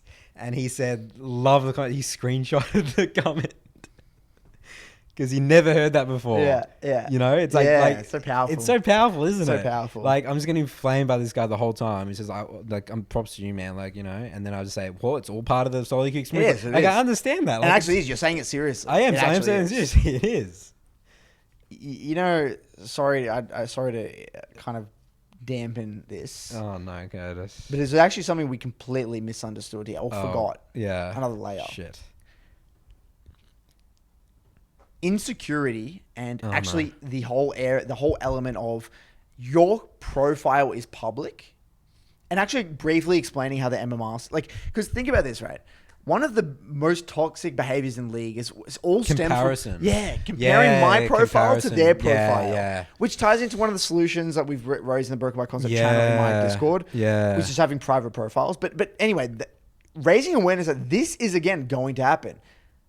Yeah, comparison. And I don't know how comparison is so dangerous. So dangerous. I had this European client. Oh no. Right? Yeah. I won't name names here. Yeah. You probably know who I'm talking about. Yeah. The fact that he had a bad win rate. Oh no. And he wasn't challenged. It just ate him alive, and he would self-destruct and implode any opportunity he would have. It's such a shame. Because he knew people were looking at his profile, and he knew people would bring that up in the solo queue game, and that he had to make a new account. He had to change his IG, and he had to change his complete identity. That's how dangerous this is, isn't it? It's a goddamn shame. What world do we live in where we're that... About comparison? We're that insecure. Well, because again, everyone shows the high life and stuff like that. I mean, again... it is social media, isn't it? Yeah, it really is. It's social media. Curtis, I may look fancy, at the moment I'm 600 LP Grandmaster, right? And someone God might compare, it's I really want to get there. I have all the votaries in the most worst games you'll ever see. All last year, my absolute shit show of a season, being stuck in Diamond 4 going down to Platinum 1 MMR. Just my account looked just completely doomed. But it looks all fancy now. They're just missing that. And that's never, I mean, maybe it's my fault. I talked about a lot in this podcast, right? Apparently I have inspired a lot of people's journeys, right? But I was just to show, it's people just aren't randomly, and that's the biggest thing I hate about the solo queue is that apparently you're bad and you're always bad. You can never get good. You can never get good. This player sucks. He's shit at the game. You hear this from streamers all the time. Apparently, and then when people get good, people forget about it. They just forget. They just think that someone can't get better. That's well. right. Yeah. It's Boom. I hate that bit So so you know much. what the potential solution is then? Yeah. Is that what it should be in the contract is this. You will have a negative win rate. Yes. And you should have a negative win rate. Yeah. It should literally be promoted. You should have a negative win rate. Yeah. It means you're on the right track. Yeah. Especially when you start learning When you start learning a new jam. Yeah. I mean, again, there are ways you can word this, but I think that like the whole comparison about OBGGs and accounts and win rates. I'm gonna check everyone's OBGG. Oh. Gotta check my teammates OBGG. I don't gank this lane because this guy has a negative win rate on this. I don't gank this lane. Look, yeah, it's brutal. So, this leaves me. Yeah, so the toolkit, going back to the toolkits, we have our toolkits through understanding, like you just said, that story. That is why you had the toolkit. That is your toolkit. You just used. You whipped out your spanner here from your toolkit. Boom. Again, if playing the solo queue. And it worked. You got the win. Yeah. You got the right That's right. tool, Yeah. and you got the win. If I didn't have that toolkit, I would have lost that game. You would have lost that game 100%. And a lot of people do not have that tool. Yeah. That is a very expensive tool. It is, and you reckon it's expensive? It takes a lot of time, hard work and time Yeah. to develop that tool. I made the tool. You had to make the tool with your hands, your blood, sweat, and tears. Dude. I went down a kilometer into the earth, got diamonds. Yeah, so it's like a came diamond back pickaxe up, or some shit. Yeah, and I crafted it in my workshop. Yeah, and then I get flaming solo. I'm just like pickaxing, like that's it, dude. I'm gonna fix it. And that process of developing your toolkit is what we should all strive for. Whether it's a particular warm-up before the game. I guess the toolkit as well is champion mastery, knowing like I can navigate solo queue very well because I'm like very good on Udyr and Hecarim and Nunu. Or specifically knowing how to win games and what your role is in the comp. That's you're not going to be, again, you're not going to... Because when I get behind, that's my toolkit because I know it's like, okay. It's one of these games with Udyr, or it's one of those games, or it's one of these. There's multiple types of Udyr games. And I can continue intensity because I've won games like that in the past. I know I can just do it. Just focus up. Don't tilt. Don't give up after one mistake. Let's go. The enemy team's going to make mistakes. Let's go. We're going for it. So toolkits, dude, we got to encourage people to develop. And look, I don't think there is one way. I don't even think everyone has their own toolkit. What resonates for me and Nathan is not going to resonate for all of you. We're going to share what our toolkits are, and then we have shared this. Whether it's the way of understanding the psychology, understanding Someone the messaged me today. One of my clients he's found listening to chill ambient music has helped him stay focused a bit more. That's maybe his toolkit. Yep. There's a lot of stuff. And that's where I urge you, as long as you understand what's at play, then you develop it. Now, look, at the end of the day, I truly believe, there's a very big statement here, I believe League could be the greatest modern tool in society for developing patience, understanding the power of long-term gains, and improving self-awareness. One of the greatest tools and on top of that, overall just personal development. I think it's one of the most powerful tools in modern society.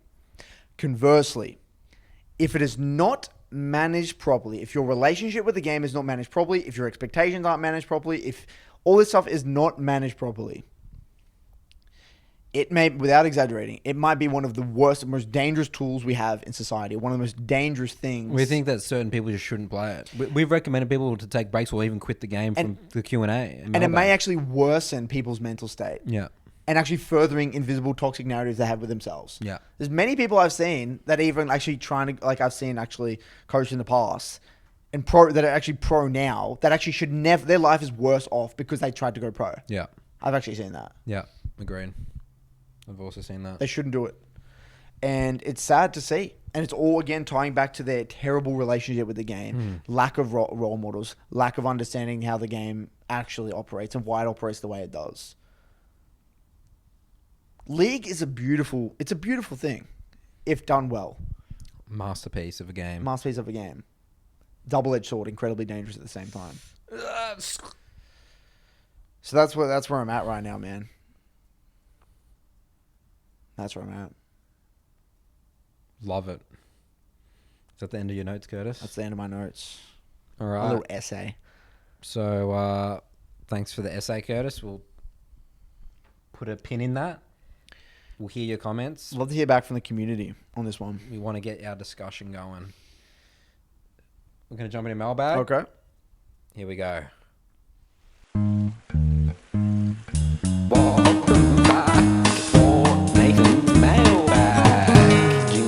Jingle song. Welcome back, everyone, to the best segment of the Broken by Concept podcast, Nathan's Mailbag. Sometimes we like to hear success stories, some updates. This is an update from Kyla. We'll start before we get into the questions. So this was about the Tilting Friends question. Remember that one? Yeah. Update on Tilting Friends. Hi guys, it's Kyla again. Thank you for the advice that you gave on my situation. Just to remind you what the problem was, I had a few friends that tilted very fast and very frequently when playing League, and it made the game very unenjoyable to play. Unenjoyable to play. You recommended that I talk to them about how I was feeling. I took your advice, and unfortunately, they did not take it very well at first. They said that I was being a pussy, and that I needed to be able to not take things so seriously. Thankfully, after a few days, they did come around and see my perspective. They realized that they were tilting over a game that is meant to be played for fun. After I tilted them a little by saying that they were getting mad at pixels. They have improved, and it has made playing with them much more enjoyable. We have also started playing other games whenever they start to tilt to let them calm down. That's their toolkit. I like it. Overall, it has made the entire energy in the Discord calls much better. Thank you very much for the advice. Keep up the great work with the podcast. It's one of my favorites at the moment. That's awesome, dude. Overcoming adversity. How cool is that? That's pretty cool. So there we go, Curtis. At least we know that our advice is helping people at least a little bit. It's not theorists. We're not just a bunch of theorists here. We're just like in the lab, just like theorizing on the whiteboard. There's some real world applications. Yeah. Next one here. He hounded me about this a lot. This is Joey from Soul 2. Joey Senpai. Hi, Coach Curtis and Udia Abuser 69. How insulting is that? I have a great question for you today. So strap in and think hard, as your answer could come back to haunt you. Uh-oh. If you turn into a League of Legends champion based off your personality, which champion would it be? I would be Heimerdinger since he's got so much swag. Think hard. May the odds ever be in your favor. So what champ would you be? No, the way that I'll be doing is I have to do it for you and you have to do it for me first. Oh, so what? As in what? So based off personality? Yeah. Was it like looks as well? He said personality. Oh, it's personality. Okay.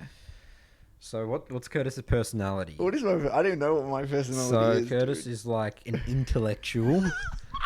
So you would want a character, a theorist, but he's also a practitioner. So someone who's what's a champion? That's the theory and practice. So someone that's smart but strong. Thinking.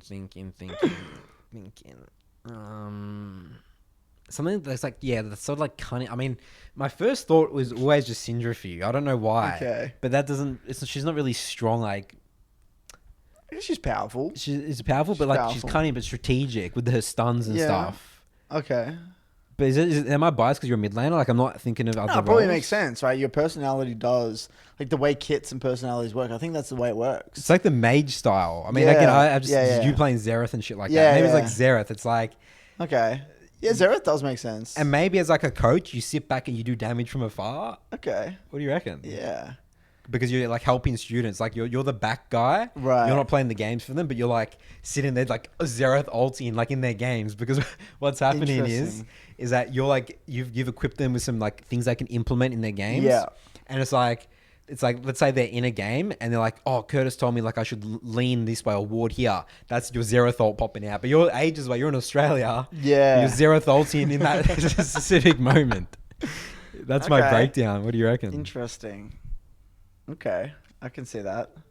I was actually going to say for myself, Rise. Rise as well. Why Rise, Curtis? Just because like he has like a lot of utility in his kit. Yeah. But he's like, he like pushes and roams, like gets everywhere. He's like Professor Rise, but he's like, he's not like a little bitch mage, you know. Got it. So he's sort of like a bit of he gets into the... He gets into 'cause it. he's short range. He gets in it, throws his like little balls. But it's hard to say about myself. Like, I mean, the Xerath one does make sense. What do you reckon? Yeah, I like it.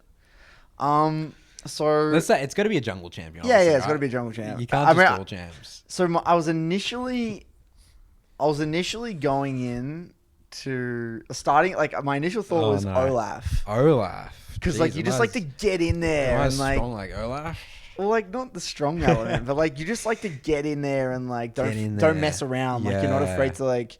Yeah, I'll go all in. You have to all in. You have to all in as Olaf. But, upon reflection, I think you're actually more like Lee Sin.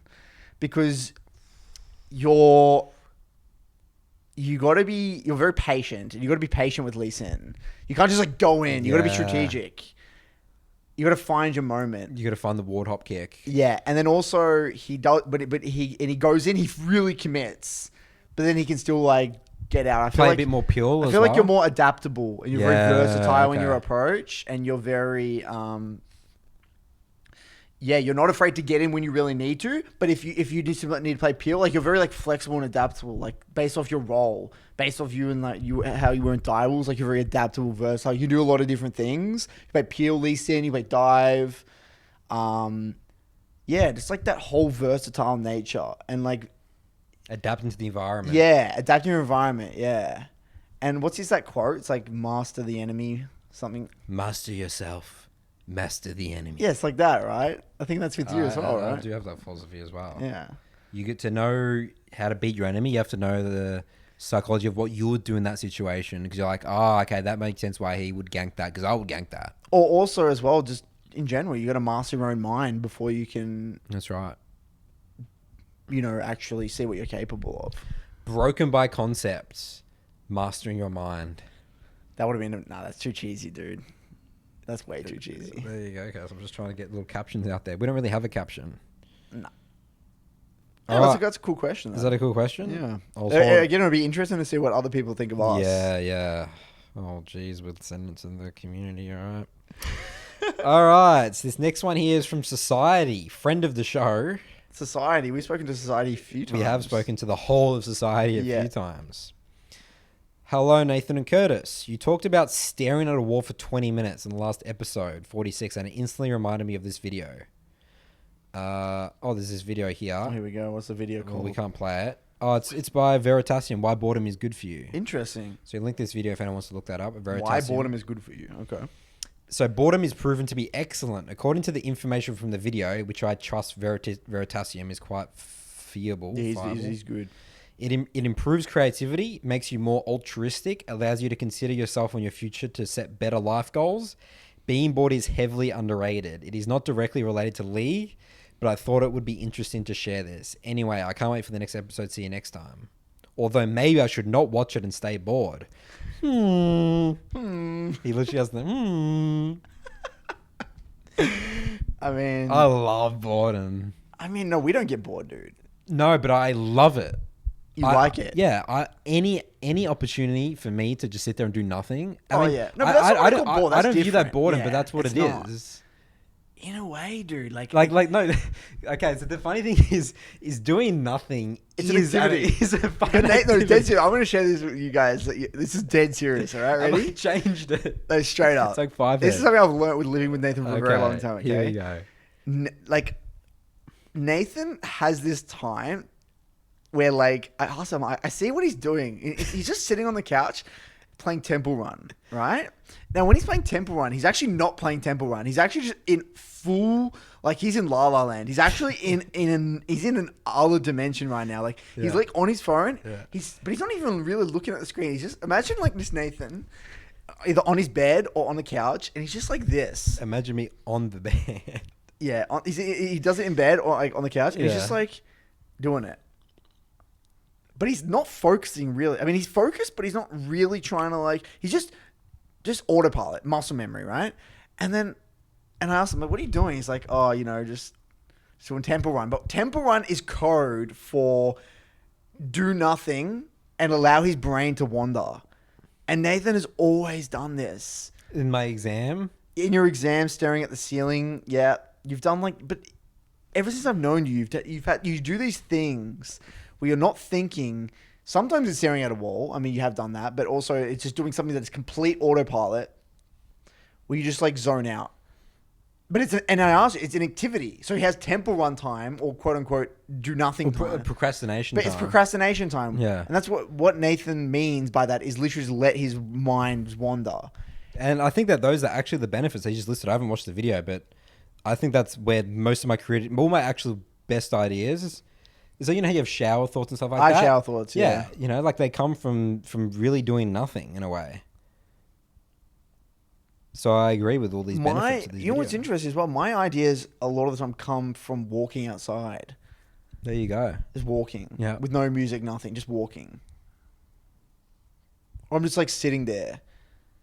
Yeah. I just found that really interesting because before I like really got to know Nathan, that in my mind was just a waste of time. Yeah. It was like, who would do that? Yeah. Who would do that? Who would structure that into their schedule as an activity? Yeah. Like, I think it's very important. Like, this is important. You'll schedule time for it. Yeah. It's that important. It's important to do. I would agree.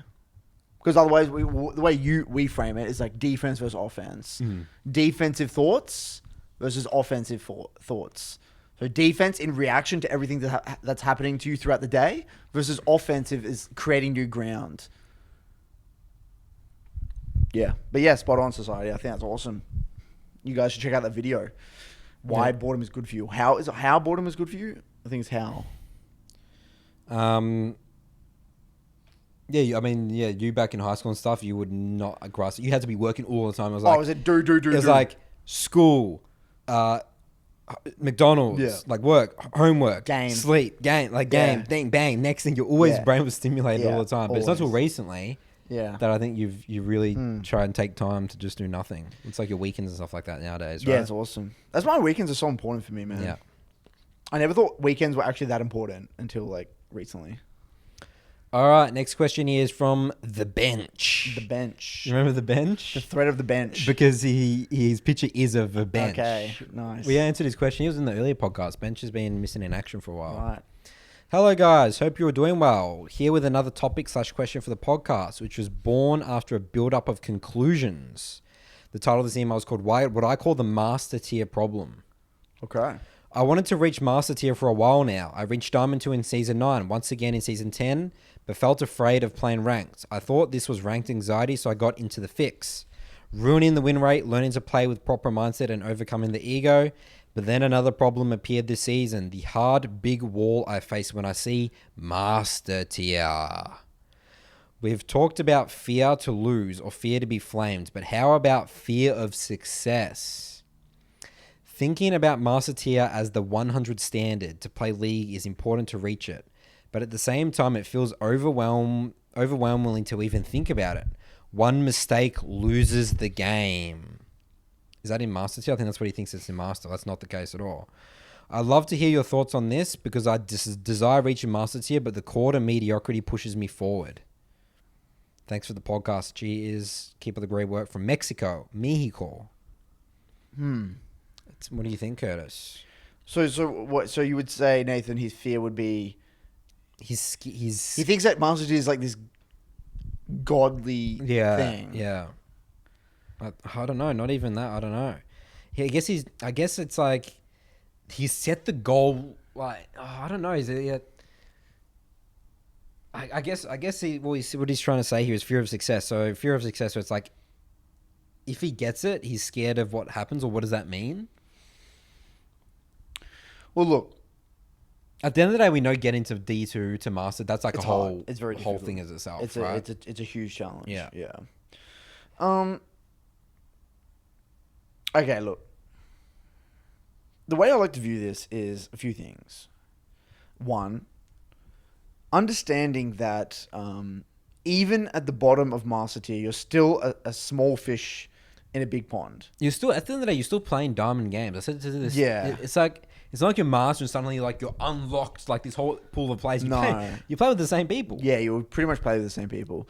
But I think what's interesting is that you need to understand it's great to have that as your goal. Yeah, it's good. Yeah, big goal's good. But the way you got to view it, it's not like a goal where like if you achieve it, You just stop. you're done. You finish life. Yeah. it's like, okay, it's a goal. Yeah. But then there is more. It's not like you've reached the top of Mount Everest. There is nothing left. No. There is still that stuff there. You can choose to venture on if you really want to, but it's not like it's the end. So I think there's that, or kind of wrestling with that, or with that thought. But I would say another thing as well, Nathan, is he's thinking a lot. Yeah, that's what I think. He's thinking. Play the damn game. Use the specifics as a hack to prevent yourself from thinking. So a lot of the time, I think I've actually noticed that within myself recently, is that in order to prevent myself from going off that cliff of overthinking. So imagine this. Let's actually spell out an analogy here. Ready? Let's just say imagine like a man running towards the edge of a cliff, right? Now, when I'm in a game, imagine that the distance between the end of the game is like the finish line is right next to the edge of the cliff. You have a very brief period in time where you can actually stop before you keep running off the cliff. So I'm running. I get to the finish line. There's only like another 2 meters before I actually go off the cliff. So you got to stop immediately.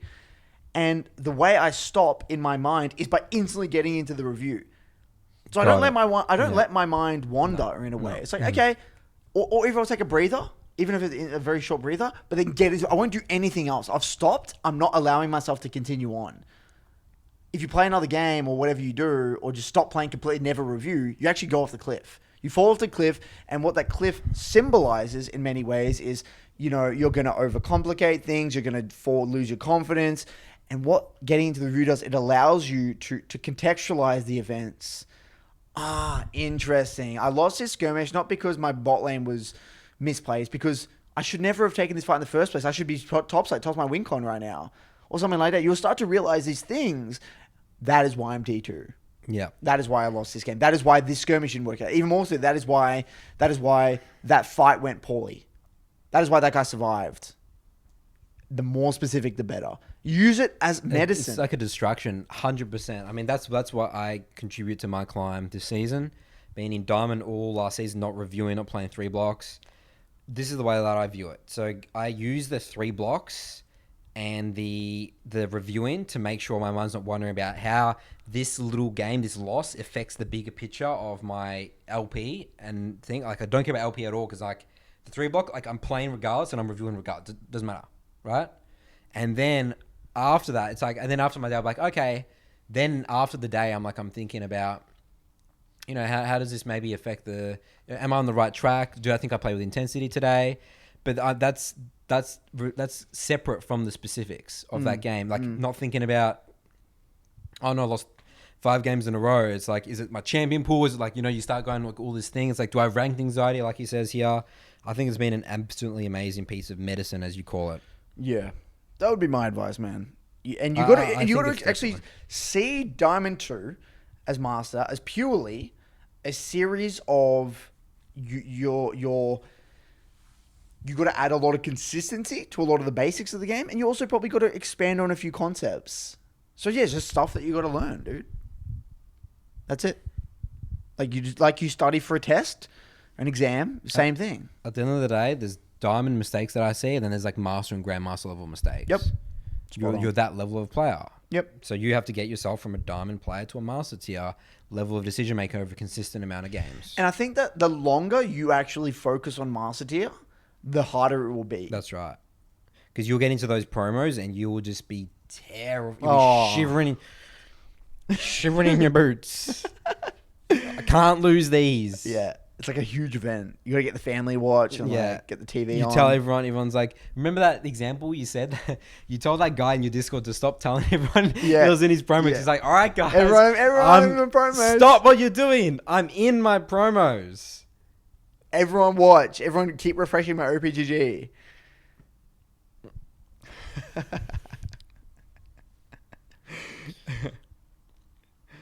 This is an interesting question. This is from Timothy. The title of this email is called What It's Like.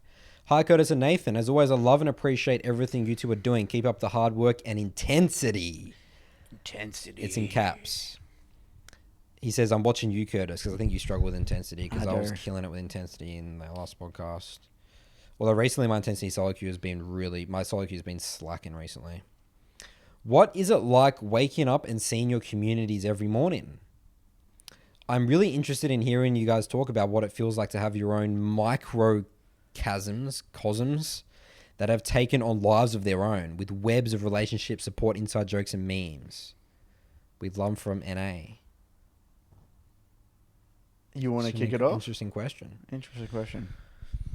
Well, I mean, setting up this thing and like my phrase is like helping people become better junglers, right? The context is I was like this company owner, Dials, businessy dude. I just wanted to leave that world because I just want to get back into the details. Just be with players of the game. I was so disconnected from the game, from Dials, running there for like 4 or 5 years. Just been like the team manager and stuff like that. Wasn't playing the game. I was just grateful, number one, over the last year to be playing the game again and like climbing, improving. And then through that, helping people.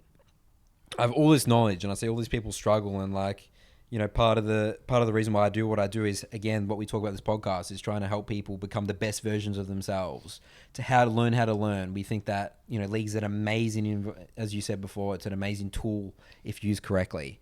I just love that everyone's like talking and learning and just, you know, like people are solving problems. I love problem solving at the end of the day. That's what I always say when we review. All right, guys, what problems have we got to get solved today?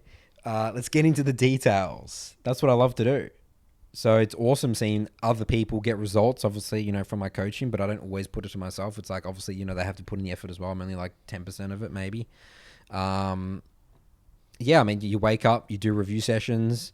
I mean, I guess sometimes it can become grindy, but you just bring it back to that. That's what I'm doing. And then it's slowly not become grindy anymore. And I just love the game. League is just an awesome game, and that's what it's like. I mean, you wake up and you just know that you've got like this community of everyone pushing themselves and people trying to get better, and surrounding myself with other people trying to get better. Even though people might be lower elo than me, sure, but they're trying to get better. That's what matters. You know, it's not like, oh, I'm above everyone here. You know, like, you know what I used to do in my old Discord is we would have ranks. You know, the Discord on the side, it's like, you know, I would have ranks. And even though like I was high, I would always put myself at the bottom because I didn't want to be like, oh, Nathan's the big bad boss of the server. You know, I wanted to be, it's not about me. It's about the community. It's not about me. I don't care about me. It's about you guys getting results. Yeah, obviously I'm going to help you, but it's not about me at all. It's not like Nathan's program. Like, I mean, I guess you call it the Sultan. I guess I created it technically, but it's you know, it's about high intensity jungling. That's what my little caption is. How can we be able to be the best versions of ourselves? Use the tool of League of Legends jungling. Yeah, it's great. I mean, very similar to me, but I would say that for me, I guess it's a bit surreal as well, I would say. Yeah. It's like, I've created this community. Like, you didn't really have intentions to create a community. No. It was more just start a YouTube channel. Dude, I feel like I stumbled into everything that I've done. Put in, like, make some YouTube videos that help people, and like a community just sort of formed around it. Even the podcast. Just stumbled into it. We're setting up a book club. I never thought about setting up a book club. Look, you know what I mean? Yeah, it's a bit surreal. Like, I'm very grateful for the situation that I'm in. Being able to do what I love full time. And just, there's so many amazing people. I just love it. Yeah, the stories and stuff. And just like the people. People. The people of the stories of the people. Yeah, and just like how, like, it makes me regain.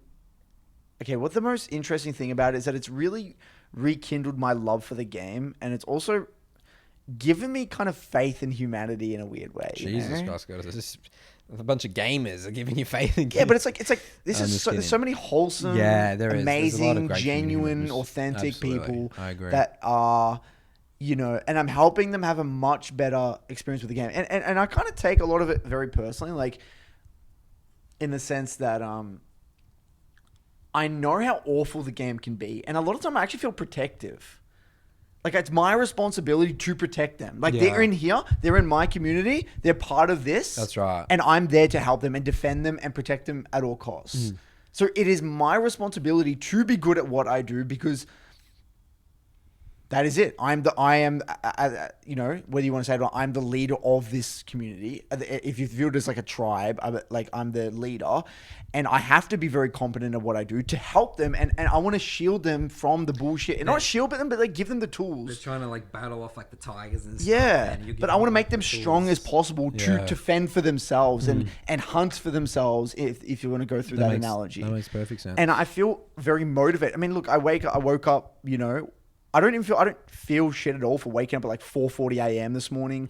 It's like I love it. Straight into reviews. Yeah, just straight in goal reviews morning, 5:30 a.m. Boom, and I love it. And like I love the process of actually talking to them as well. That's what I love about the reviews. That's why I didn't want to be a YouTuber or a Twitch streamer. Yeah, that's the biggest thing. So disconnected. I just hate not talking to people. I don't care about the YouTube comments in a way. I mean, you know, I still read the comments here, but like it's just not the connection. It's not the same. It's just not the same. It's very one way. Look, like I can have a text conversation with someone. I don't care about that so much. I want to know about you. You know, just like why are you struggling? The reviews are so fun a lot of the way because like the way I view out my reviews a lot of the time is I want to model how to break down a problem, and I want people to gain more confidence through the game because I felt so insecure and low confidence most of my life. And League, if I can share this a little bit of. Give a little bit of insight, shed a little bit of insight into how I learnt and developed confidence and how I break down problems through League. Even if they were to develop it and use this for whatever they do in other industries or other problems they face, then I'm happy for that, you know? And I would say that seeing, you know, the Midland Academy grow to what it is now is just...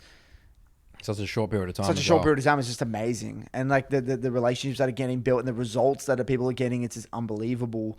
And I'm learning so much as a coach.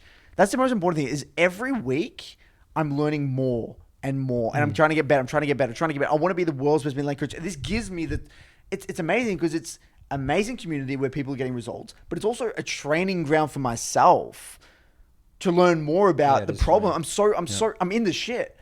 Like there's a goal 4 here that is in a negative win rate. And then there's a diamond 1 who can't get the master. Then there's a grandmaster trying to get challenger. I'm in the shit. And I have to figure out a way to get them results.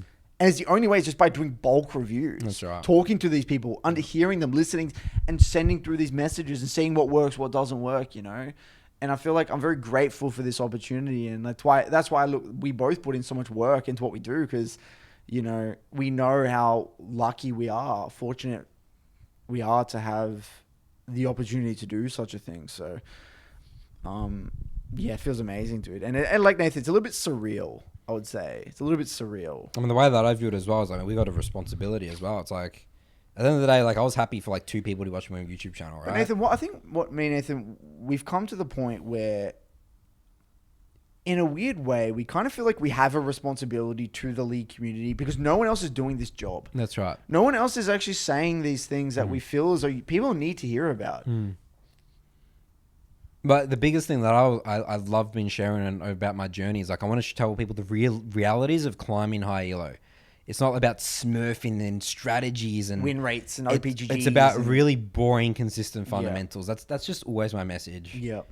And everything that you will find on league content is going to be the opposite of that, and that's what I'm trying to combat. Because that's what doesn't get the clicks, Nathan. That's correct.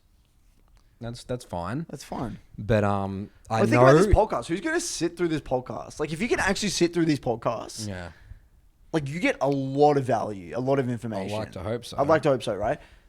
But it's not sexy, is it? No. It's two, idiot Aussies on a couch with there's no. Aussie. Oi. It's not like some crazy cool graphics in like a LED studio and like 2 gamers on a couch. We don't have a Jamie over there helping us whip up. Oh, Jamie, get up the clip. Get up the clip on the the clip. Jamie, can you get up that clip? That would be pretty cool to have a Jamie though. Yeah. If anyone's looking for a job, can't pay ya, but we'll All right. Next one here is from Melbourne-based Jamie. Yeah, we would need a Melbourne-based Jamie. Champion Mastery. The title of this email. We know a little bit about that. What do you reckon, Curtis? A little bit. This is from Willie. Greetings. I have a question about Champion Mastery. Is this Will? No, Will? No. Another will. Another will. I know you guys say this a lot about sticking to a small champ pool and getting really good at a few champs.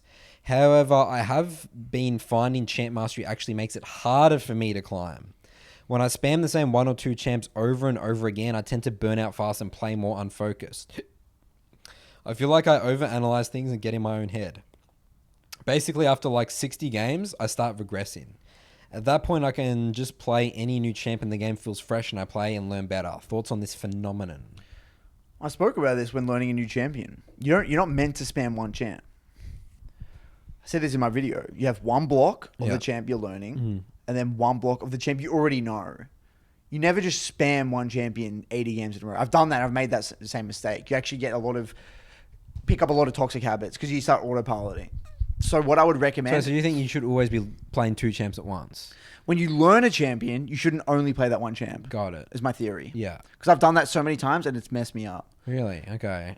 And so what I recommend on my video is that you have one block. Because what actually happens, Nathan, is that we know how difficult it is to learn a champion. It's brutal. Especially the higher really you are. Because you're so used to playing at a certain level. And when you go down, it feels shit. That's actually for every level, right? So what actually happens, Nathan, is that you actually lose confidence very quickly. So you're making basic mistake after basic mistake after basic mistake, or you're so overwhelmed you have no idea what's going wrong. And if you do that, because what I find you do is sometimes, I guess you start overthinking and finding the weaknesses of the champion. Why you shouldn't play the champion based on their weaknesses, and every champion has weaknesses. But it's easier to expose the weaknesses at the beginning because you don't understand the strengths as well as you do the weaknesses. That's right. Yeah, 100%. Yeah, so that's why I said you got to break it up. You can't ever spam one champion to like 60, 70 games. This is not the way it works. So yes, you can have your champion mastery, but the way it works is once you get your pool of 2 or 3 champions, you can then alternate. That's the whole point of having a pool, is that you alternate. You don't just play 12 games of Ari in a row, then 12 games of Galio. That's not the way a champ pool works. You play a champ optimized for the comp. But when you're learning it, yes, you break it up. And then you have your main champ. Because the way I view it is when you're learning a champ, learning a champion is different to learning the game.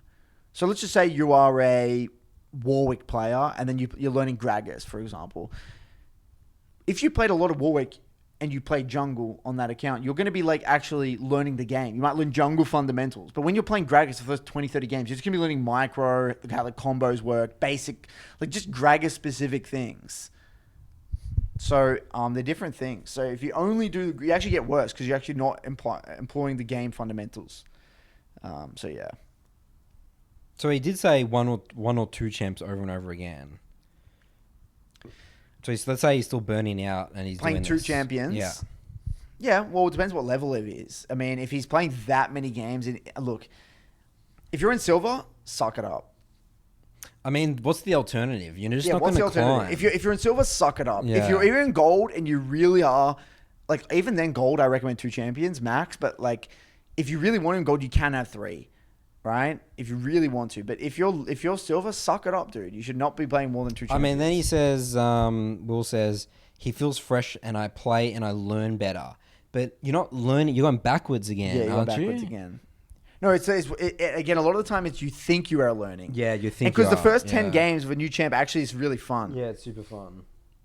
I'll talk about that on the thing as well. Yeah. So yeah, man, you got to stick with it. Look, if we're talking, if you were like mid gold or higher, yes, have 3 champs. You can alternate between the 3. But at the end of the day, yeah, that's what I recommend.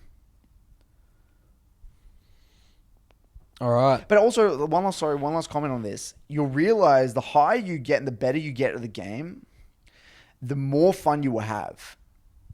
That's so a right. lot of the time when people get bored of a champion, that's because they literally view the champion in a very one-dimensional way. So for example, what makes League fun? I actually had this conversation with Jennifer on my or Tim on my Discord. He was saying this. He said, "Look, Curtis." I think that was the guy that sent the question before. Yeah, probably. It was because I have so many Tims in my Discord. Got it. But say that to me. He said to him, he plays Nico, right? And he said he's been having so much fun with Nico, even though he's played Nico for ages, because he's actually getting into the specifics about the matchups. And he's learning so much more about Nico and all these layers of complexity about the champion that he's never been able to... he didn't even know existed. Just because he's actually got into the 1v1s, he's gotten all these new layers of the game. So remember, you always got to bring it back to champions are a tool to learn the complexities of the game. That's right. Because this is what I always say. I mean, map awareness is so important in terms of jungle information and win cons. You need to be able to navigate the map and not thinking about killing your jungle camps, so then you can make correct decisions to win. But that's going to be more fun because that's a whole other element of the game you can't even get into. Yeah. So a lot of the time, 70 games is that's just the beginning, dude. That's the beginning. That's when you can actually start learning the game and understanding how deep the game goes. So you just got to stick with it as well, man. All right, so just wrapping up here. We got a question here from Mike. He says it's called Reading List. Okay. Hello there. Within the first 20 episodes of the show, there was talk about creating a potential reading list of books recommended on the podcast. Was that ever created/released to the viewers? I'm a diamond player in Dota 2, looking to break into Grandmaster in the next 18 months, and my mentality in-game and my preparation pre-game are a massive weakness at this point in time. I figured some of the books mentioned on the podcast could help me perform at a higher level. I understand that a reading list may not exist, but if it's not too much of a burden, I would very appreciate just a couple of book titles to point me in the right direction. So I think maybe we do that. Yeah, maybe we can add that to our Patreon. Yeah. We'll have a reading list. Well, we got to figure out what we're reading for the next 11 months. So we only know what we're doing for Can't Hurt Me. That's out. That's going to be next month, starting May the 1st. And then... But you want to start this May the 1st? Yeah, that's in 4 or 5 days. Why not start it now? No, we can start it now. I think we start it on the day we release the Patreon, right? Yeah. Which is going to be tonight. Yep. So there'll be a link in the description below. Yeah. So I think we start it ASAP. Yeah, we can start it ASAP. And then we'll start getting through... Maybe just read all the books we've mentioned on the podcast. You have a reading list from your Discord, don't you? I think Zania on my Discord actually put one together, yeah. So maybe we can start just going through that. We can choose. I mean, we can choose, right? Yep. We can. I think we got to take our time with choosing. Yeah. All right. So to answer your question there, Mike, if you want to join our book club, then we can read along with us and we can work on things together. And then we got another question here, another books question from Bench again. Hey guys, how's it going? Hope you both have a nice week. In episode 46 of BBC, you were talking about a book of bringing yourself to the brink and killing the boy with that exercise. Do you think this can apply to really anything? I bring up this question specifically with intensity with ranked games, especially dealing with ranked anxiety / loss of focus after games. I don't know. I think you spoke about that. Did I say about that? Bring yourself to the brink. Killing the boy with that exercise. Was that talking about the anti-fragile thing? That book? I don't know. Bring yourself to the brink. That was the David Goggins Can't Hurt Me, I think. Right. You'll bring yourself to the brink.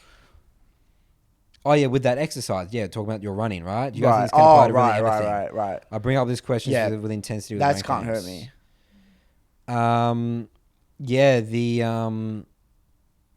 Yes, someone actually David asked. Goggins, that book, there's no doubt, whether you want to be a part of the reading club or not, the book club or what, Can't Hurt Me by David Goggins is a book that everyone must read, I believe. If you want to push past barriers. There's a great question I actually got in my Discord. Where was it? Asking about your experience, actually. I'll read this out here. About my running experience? Yeah, where was it? And I would love to get your thoughts on this. Okay. Where was it? Okay, so Kobu here says, I'm at the bit of the podcast where Curtis talks about his experience with pushing past his perceived limit, the brink, with running. Yeah. What would be the equivalent of that in league? Would it just be having longer blocks? Would it just be not giving up on your climbing journey? This is my response. I say, good question. I would say you can apply it to your ranked league climb journey overall, but specific things would be sticking to a champion and focusing on champ mastery when you start getting bored or feels stale, finding that next level for the champion. And then the other thing that came to my mind was keep pushing in your 3 block after you get tilted in your first game. Play even better game 2 and 3. Those are the 2 things that I thought. Yeah, I think you're spot on with the 3 block thing, but I would say for me personally, right now, so I'm reintroducing TF into my pool, right? It has been brutal, dude. Yeah. So it was 30. It was like I think I was at a 36% win rate. I played with Curtis's TF. Yeah. And I would have given up in the past easily. It would have been, okay, next champ. Yeah. I'm just figuring it out, dude. That is what I think that, and the fact that I didn't even think about removing it. That's been the interesting thing. I haven't even thought about removing it. I was just like, okay, this is where I'm at. I got to truck on. I've had some shockingly painful experiences with Twist of Fate, but I'm just going again. I'm going again. And again, I would have given up in the past. I would have said, "Oh, screw this. It's either not for me, or the champ sucks, or some bullshit narrative." No, figure it out. Sit there and figure it out. There are other people that are 10 times... Okay, even if there wasn't anyone that was higher ranked than me this Twist of Fate in the world, say everyone was bad... Be the first. Be the first. Figure out a way. That's what I believe. You can push past barriers that it is possible. You just got to find a way. Wasn't that the example of that ADTF guy that was doing Jebsu, ADTF? yeah. Jebsu? That guy's a beast. No one else was doing that, right? That guy's an innovator, that's for sure. He says also, I'd like to know if you could list some books that you both recommended to read. All right, so look, we gotta whip this up. We'll I think there is one. I'll talk to Zanil on my Discord, and then we'll maybe we can release it in the YouTube community section. Yeah. Yep. We'll give a brief list, or maybe we can give top 10 or something like that. Because I think there's a lot, but we can just like. Jono mentioned many books in that podcast. Yeah. We recommended lots of books there. Okay. All right, guys. Well, that's going to be it for episode number 47, I think it was. I can't remember the episode number now. God damn it, Nathan. Is there any final words, Curtis? Any comments? I'd love to hear your thoughts here about the contract and toxic behaviors, and also what champion we think we are. You think we are. All right. Thanks for listening, everyone. We'll see you in the next episode of the Broken by Concept podcast.